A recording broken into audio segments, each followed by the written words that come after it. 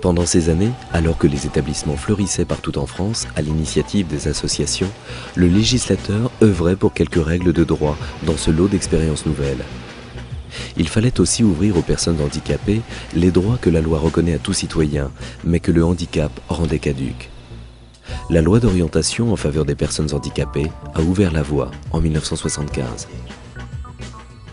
Les années 1980-1990 voient se développer une palette de services pour répondre aux besoins de mieux en mieux identifiés des personnes déficientes intellectuelles. Extension des CAT, création des premiers foyers de vie pour des adultes plus lourdement handicapés et n'ayant pas accès au monde du travail protégé, section d'accueil de jour au sein des foyers pour d'anciens travailleurs de CAT inadaptés à l'évolution économique de ces derniers, services d'accompagnement à la vie sociale et ateliers protégés. C'est l'époque, en 1985, de l'ouverture des foyers de la Cité-Lavanne et de Pratizell à Hennebont, dont l'architecture et le fonctionnement étaient fondés sur des principes novateurs, toujours d'actualité et qui ont fait école.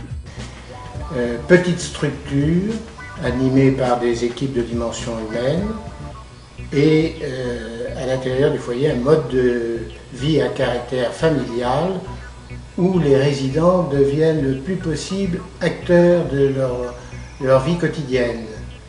Nous avons été des pionniers parce que nous étions en premier lieu des parents.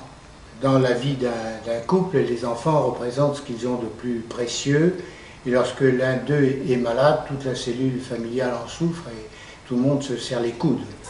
Travail, loisirs, vie quotidienne, la personne déficiente intellectuelle a besoin d'aide, de soutien et d'être accompagnée dans les actes de sa vie courante. Cette protection, assurée en premier lieu par la famille, puis avec le soutien des professionnels des établissements, doit pouvoir se maintenir tout au long de la vie de la personne, et notamment après la disparition des parents.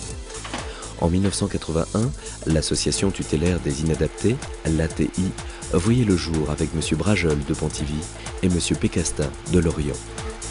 L'action concrète de l'ATI, en fait, je l'ai toujours définie par une petite chose très courte. L'ATI, en fait, deviendra le parent de nos enfants quand nous n'y serons plus. De 1960 à 1990, ces 30 années ont vu la construction de l'ossature du dispositif d'accueil et de prise en charge des personnes handicapées mentales par un large développement des structures, ceci pour répondre à des besoins massifs et toujours nouveaux. Les années 1990-2000 voient l'émergence de besoins qualitatifs par un recentrage de l'action autour de la personne et de sa famille. C'est la reconnaissance de la personne handicapée comme sujet, acteur de son devenir et décideur de son projet individuel de vie. La poursuite de l'action familiale par des parents bénévoles auprès des nouvelles familles.